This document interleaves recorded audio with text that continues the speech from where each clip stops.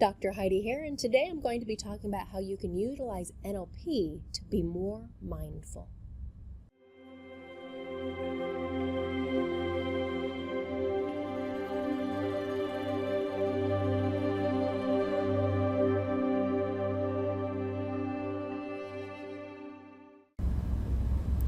Mindfulness is a concept that isn't quite new, but it is still popping up and people are becoming more and more aware of it.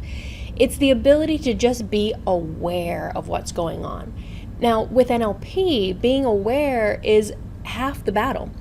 We have a tool in NLP that's called sensory acuity, and when you can be more sensory acute, then you have the ability to see and hear and explore more through the senses of your observations of yourself and other people. So being aware or mindful, instead of being reactive, we can just be in the moment. Now, that doesn't mean that we don't react, but it means that we kind of pause for a moment. When you can be mindful, when you can be aware of what's going on in your surroundings, with yourself, with someone else, instead of just acting or reacting, we can pause. In fact, we oftentimes look at the 3 A's when it comes to mindfulness. The first A is awareness.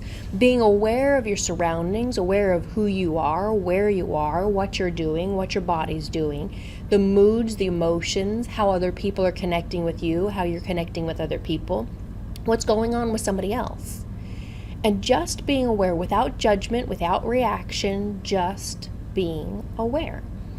Oftentimes when I'm working with people who have anxiety or depression or fear or an emotion that's coming up that's not serving them in some way, they try and move away from it. They try and push the feeling away from it. They try and run away from it. They fight it. They get angry. Let's take anxiety, for example. If you've gone to, or if you know of somebody that's gone to traditional counseling or therapy, oftentimes from an anxiety perspective, we're taught breathing techniques and refocusing techniques and reframing techniques.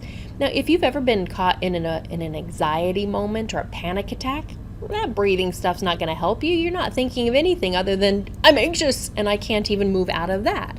So with NLP, if I'm helping somebody move from anxiety to a desired state, I want to do that when they're not in an anxious mode. And I want to be utilizing that moment before they become anxious to actually change the pattern around it.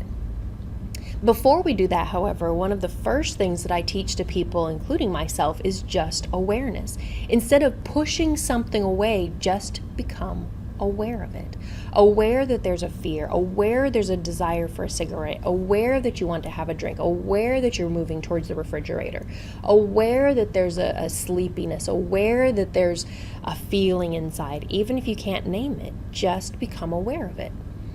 The second A of the 3 A's is acceptance, welcoming this. Instead of pushing it away, because oftentimes if you try and push something away, that desire for the chocolate, the need for the cigarette, that drink, if you push it away, oftentimes it gets stronger. So instead of pushing it away, just go, there you are, welcome. Accept it, accept that it's there. And I also know that it's there for a reason. When I'm working with myself or clients, I'm often then communicating with the symptom, communicating with that desire, that emotion, that feeling, so that I can identify from an unconscious perspective, what is it trying to communicate? What does it want from me? What does it want from my client?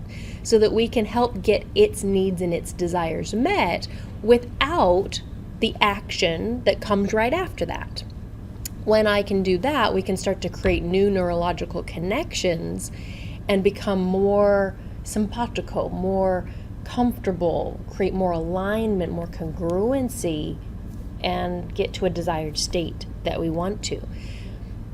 Awareness, acceptance. Accept it's there. Accept.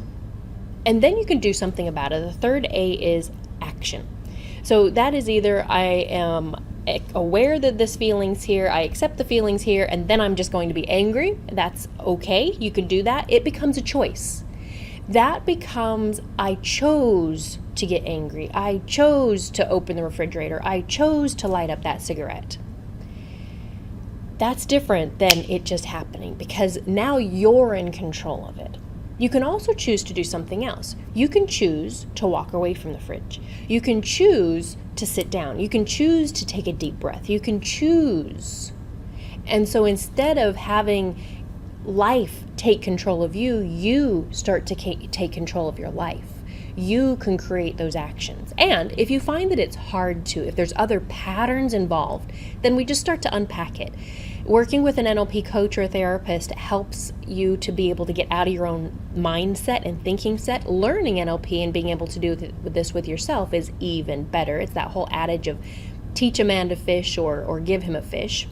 I would much rather teach you how to fish, man or woman, than just give you a fish, so that you can take control of you, so that you can act in a way that you desire to and clear any patterns of beliefs, behaviors, and concepts that might be creating interferences that might stand in the way. When you're being mindful, it's not just about being in that Zen place. That might be part of being mindful, but it's just being aware. No judgment, no reaction. Awareness, acceptance, then action. Puts you in the driver's seat. I wonder what you can be mindful about today.